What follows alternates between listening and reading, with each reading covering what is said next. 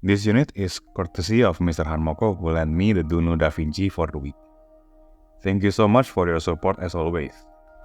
This review is my first time reviewing a set from Dunu and actually my first time trying an IM from Timmy. I have been looking for the Chopin since forever and I haven't gotten my hands on them. But I digress. As per usual, this review is my own opinion and I am not forced to say anything good about anything. Surprisingly, the box is rather smaller than what I thought, but it is thick. Inside, you are presented with the DaVinci itself, and underneath, there is a carrying case that I actually really like, and nothing else. Inside the case, there are included modular cable, a lot of ear tips, and the modular jacks. The accessories are very generous in my opinion. You got a lot of ear tips, a lot of people's favorite too, like the Dunu SNS and Dunu Candy. The modular jacks included are the 3.5mm and 4.4. But not only that, they also put in a 6.3mm adapter, which I have never seen included in an IM before. Oh, they also include a cleaning brush. Presentation-wise, I think they are rather simplistic, but the accessories made up for that. I really like when manufacturers gives a lot of accessories as I think it adds up to the overall perception of value to the items you bought. And of course, it also gives an option to the customers. Perhaps it is well understood that Dunu makes some of the best modular cables. Personally, I have never tried Dunu's product outside of this, but that is what I heard from a couple of my friends. Handling the Leo cable that included with DaVinci feels rather quite nice on hand. The hardware is on the rather smaller size compared to maybe something like the Hibis Project Ace I reviewed a while back. And the design is way intricate on the Hibi. But I slightly prefer the seamless look on the Leo. The Leo also came with protruded 2-pin to accommodate the recessed pins of the DaVinci. I think the only questionable combination in the Leo's hardware is the chin slider thingy, as it is made of plastic and does not really fit the overall roundish design of the whole cable. Perhaps it is not really important, as what is important about the chin slider thingy is whether or not it holds the position well, and this one does hold it really well. Overall, I really like the look and the feel of the Leo cable, but I also think that we have talked about the cable way too much. The next thing I need to talk about is the design, fit and comfort. The DaVinci is a rather tall IM with shallow nozzles. Perhaps not as shallow as the Dunu, but it still is rather shallow. The fitment is overall pretty good and comfortable.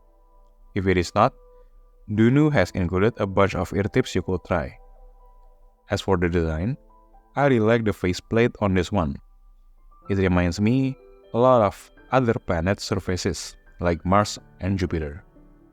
The thick, transparent top layer of the faceplate is also something worth noting, as it allows the light to bleed through and create a rather interesting visual. The rather translucent finish of the body makes them rather interesting to look at for a long period of time. I think the faceplate also have that RNG factor for those who like to play gacha games. Maybe you could try your luck on DaVinci's faceplates. Let's move on to the most important part of the review. I've been a little bit lucky recently that I got my hands on the EBX F Audio Project Ace before the DaVinci. So I roughly have an idea of how the two compare and perhaps to some other $250 to $300 IM. I will start by describing the bass this time around, as the first note I have on the DaVinci is the bass. The bass of the DaVinci is rather textured. Not really sure how it stacks up to the likes of the Tensio Mirai X I reviewed a while back, but I think it is more controlled and textured on the DaVinci. The DaVinci is definitely a bassy IM. It is on the edge of being a bass head IM to a natural sounding IM. I really like the bass performance of the DaVinci, as I think it is the strong suit of this set.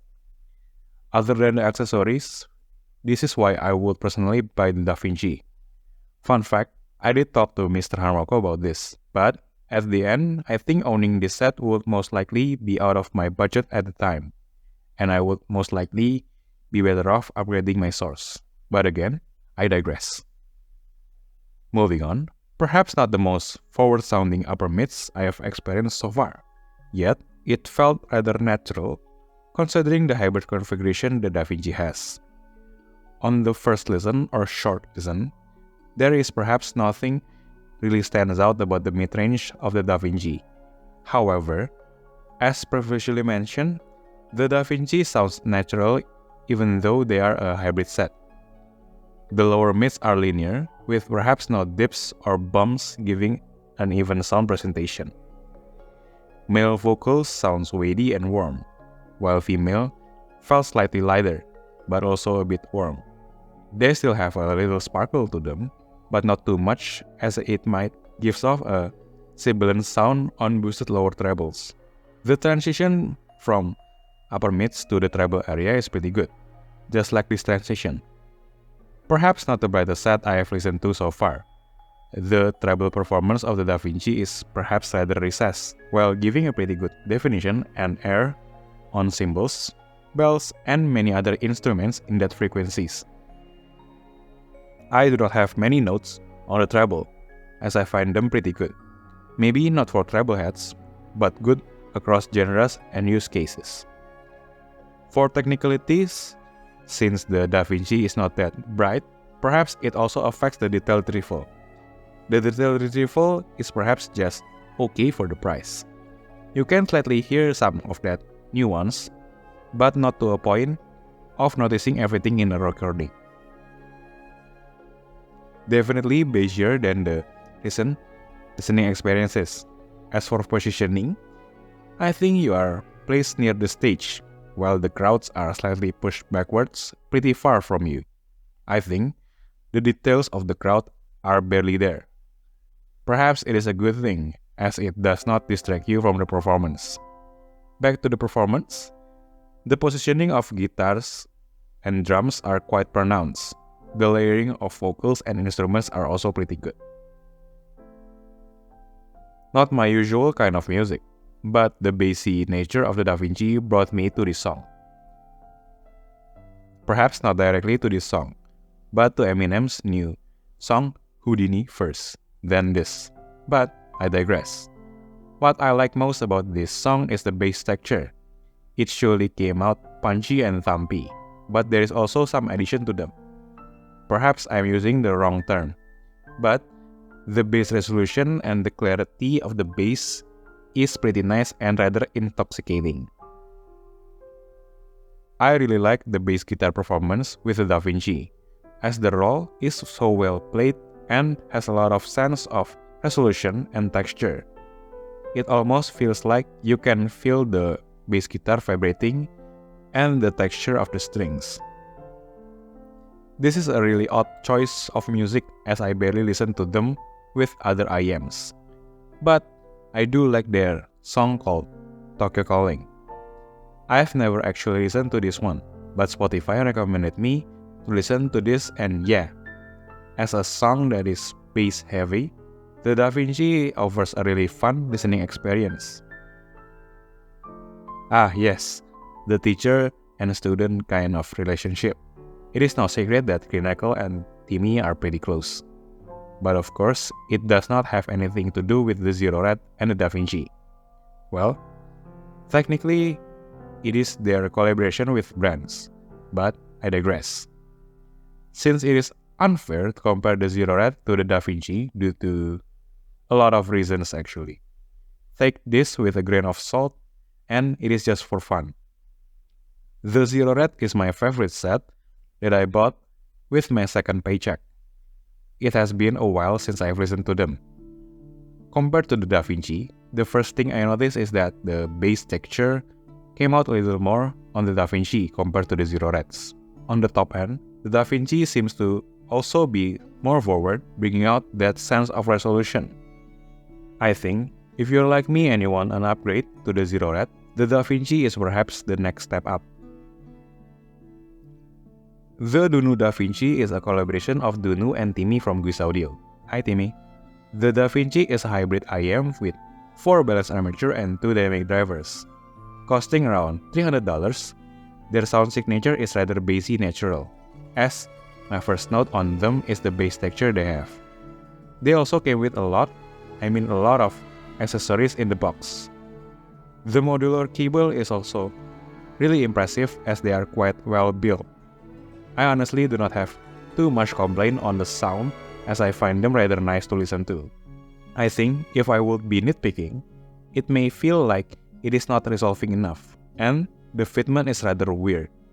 Don't get me wrong, they are comfortable set to wear, but the body seems to protrude out of my ears, and they do not have a particularly good passive isolation. Other than that, I think I don't have any complaints about them. It is a really nice set to own, and I would highly recommend this set for those who like natural sounding vocals, thumpy and pudgy bass. As for the ratings, I give them an A for tonality and a B+ for technicalities. Well, that is it. I guess I will see you when I see you, DaVinci. Thank you, Mr. Harmoko, for providing the unit for review. How about you? What do you think of DaVinci? Why shouldn't you buy DaVinci?